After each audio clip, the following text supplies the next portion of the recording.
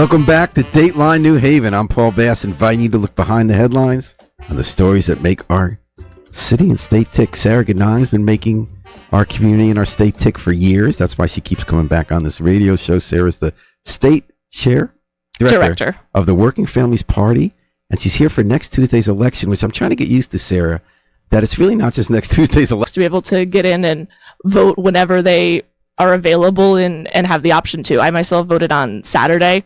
Just went down to City Hall in Hartford where I live, and it was quick and easy. Quick and easy, because I went to New Haven, and I went back every hour to see if the line was going to shorten, and it never did. So a colleague and I just stood for an hour, and we voted. I wondered if it would be less on Election Day because you have 33 polling places rather than one, or I just remember people love voting on this president's election, so they wait a long time. Yes, exactly, yeah. And I think communities where there's maybe more transition, more students coming in and out, there's a lot of people who need to re-register where they live right now, so that could account for some of it as well. But yeah, we're seeing across the state generally not many issues. Lots of folks are enjoying it and doing it. There was a block party in Hartford, so kind of making right? Yes, making voting a little bit of a celebration as well, which it really should be. It's making decisions about our future. City Hall celebratory. Oh, that's great. At least until the results come in. So next, give me the pitch. Row C is the Working Families Party. So we have 84 folks on our ballot line.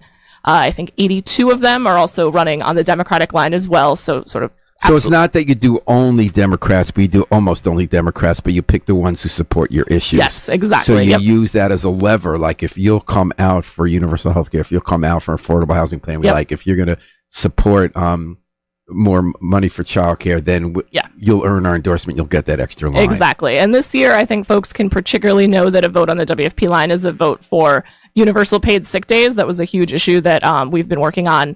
Helped pass the first bill in the country in 2011, came back in a coalition earlier this legislative session, and everybody in Connecticut supported, and none of those folks are going to be on our ballot line this year. Gotcha. So yeah, kind of just a little bit of a kind of indicator of what values folks have and voters have in our elected officials as well. And then you're also saying that they're when they say for affordable housing, to what extent do they get is it for zoning reform so that suburbs have to allow denser housing, or what was that? Yeah, so supporting affordable housing, supporting universal health care, supporting predictable scheduling, lots of different issues. issues. Like if you work at Starbucks, they're not going to tell you at 7 p.m. you're coming at 8 in the morning, so you have to get child care. Yep. Is there a bill for predictable scheduling? Yes, there'll be a bill coming up for that again next year as well. And that reflects your focus on labor and alliance with unions. Mm-hmm. The what would be, so specifically on affordable housing, what are you saying that you face and bringing folks together and organizing around those issues shouldn't and does not only happen in the workplace. So yeah, I think the tenant unionization movement is really exciting. Were there any other bottom line issues when you considered your candidates who wanted the endorsement? The only litmus test this year was the paid sick days in 2024, and saying that either folks voted for or against it, or would have voted for retrospect. Yes, or would vote for or against it in the future. But there's obviously a lot of issues in our questionnaire. It's like 80 questions and a lot of things that we care about, and it's important to know where candidates stand. That was the bill this year that extended to within 3 years? Yeah, within 3 years. Within 3 years, everyone in the state will be covered. It sort of cycles in, so the size of employer will decrease over time. How about Johanna Hayes against Logan in George Logan? That's one of our high priorities. Exactly. I get such mixed messages about that race. It's a rematch, and I do think there's something, it's a rule in Connecticut law that anytime George Logan runs for office, it has to be within 1/10 of 1%. It certainly seems that, yes. State office, federal office. But it doesn't seem like it might be as close as people think this year. I know you're not supposed to say that because you want people to vote, but... Yeah, I think there's a lot up in the air, and everybody's obviously working really hard to be getting out the vote. Yes, contested. Exactly. We don't have many contested races. Yes, it's the most important congressional race in Connecticut for sure. And how about your 84? Obviously includes state legislative candidates. We already have a supermajority of Democrats in the legislature, but there are 3 pick-upable districts, correct?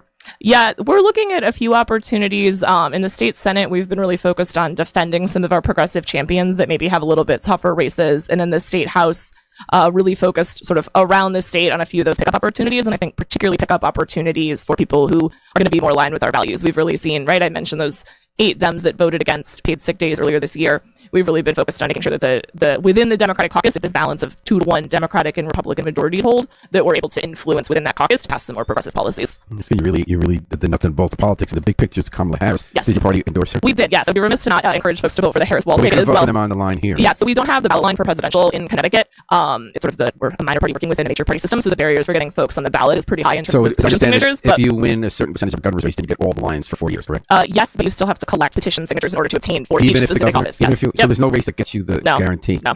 But if you get a certain percentage, then you get the line the next time. Right? Yes, exactly. 1% gets the line the next time, which is another reason to sort of encourage folks to be voting on the ballot line too, is it just helps build the progressive momentum and the Working Families Party momentum by ensuring that the ballot line is preserved rather than lost. Before we went in the air, you said that last night you've also been pitching it in Connecticut for the Harris campaign. Yes. In Pennsylvania. You did a phone bank last night? Yeah, so we've sent folks down by bus to Philadelphia to canvass with the Philadelphia Working Families Party, and everybody had a great opportunity. How many people went? A busload, maybe 40 or 50, folks from Connecticut and Rhode Island. And then, yes, our staff and volunteers are also supporting. We've been calling into swing states sort of throughout the fall, and now we're working on what's called ballot curing, which is something we don't have in Connecticut. What does that mean? C-U-R-I-N-G? C-U-R-I-N-G, yes. So it's if somebody has early voted or done a mail-in ballot, a lot of states have this opportunity that if there's like a problem that would invalidate their vote that is fixable, such as they needed to sign an envelope and didn't, there's the opportunity to actually reach out to those people if you think that they're voters who support your candidate and have them do whatever they need to fix. Yes. So Pennsylvania has a really awesome, right? It increases voter participation.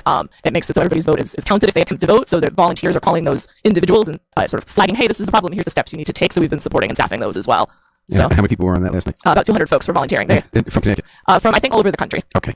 And then, so Sarah, is it 2016 you worked for the Bernie Sanders campaign, then you ran Josh Elliott's campaign, the successful one to become a state legislator. Yes. Have you been with Working Families Party since then? Since 2017, yes. And what have you learned in that time? You've had a good run. Yes, thank you. It seems both like yesterday and many years ago. Were you the director right away or no? No, I was the political director for several years. I think the thing that I've really learned is politics is both local and national, is that people are motivated to fix their own communities, and they're also motivated to do work to kind of influence the direction of the country, and just talking to people and figuring out what is the thing that brings them together. I really do believe there's a lot more that brings people together across race, across class, across gender, across ethnic background than divides us. And it's just very easy in this political climate to not feel that way. And the experience of going out, talking to people about values that everybody wants clean air, everybody wants good schools, everybody wants their kids to be happy, everybody wants their communities to be safe, and talking about issues that really impact particularly working class people in that way is something that can make change. Like I was out knocking doors yesterday evening in Stratford for Caitlin Shake, who's a really awesome candidate. She's a nurse running in a challenging race, and I think really has the opportunity to push it over the finish line and win this year. And the list was tough. It was a lot of Democrats have already voted, a lot of progressives have already voted. So we were talking to a lot of independents, a lot of unaffiliated, a lot of Republicans.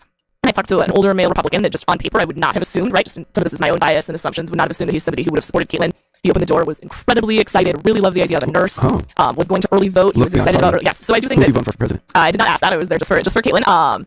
He seemed excited about other Democrats on the ticket as well. But I think just that sort of experience is a microcosm of the way that I look at doing this work, is you're trying to bring people together to build a coalition to actually make change. And folks' own lived experiences do that, right? Caitlin was, I believe, a labor and delivery nurse during the pandemic. That is the kind of person that I want to be making decisions in my community. People that have that sort of both caring and challenging experiences going up to Hartford or down to Washington, right? Johanna Hayes was a teacher in Waterbury for many years. That's the sort of person that I think everybody can be able to agree and come together that that's who you want to be sort of thinking about the future of our country. How many people are in the Working Families Party? Staff? Or no, just for support. You don't have members? We've got a member list of sort of maybe 10,000-15,000 of folks that are sort of supporters of the state, and a lot less registered voters because we have a closed primary system. Yeah, here, right. So, yeah, I'm a registered Democrat because I want to be able to vote in my primaries. Have you seen issues moving in your direction because of the Working Families Party in Connecticut? Do you think paid leave was partly a result of what you did? You think the minimum wage rise was partly? Yes, absolutely. Absolutely. Yes. Like to make a difference. Yes. And so what's next for you? What's next for the party? So what's next for us is we are going very hard into Tuesday for elections all over the state. Oh, that's just Tuesday. It's not now. Yes. I mean, folks are voting now. I might drive by very close to City Hall. I might go check out City Hall's early voting line. I might way back to my car. Yeah, it's great to see.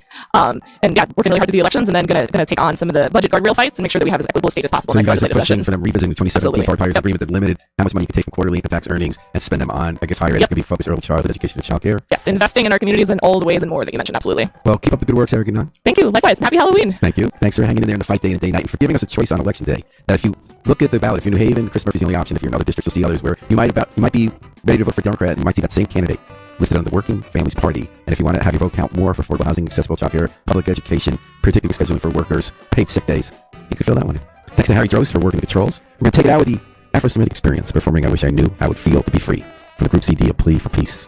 This is Paul Bass inviting you to fly free with us all day, all night, and all weekend long at WNHH, New Haven's home for community radio.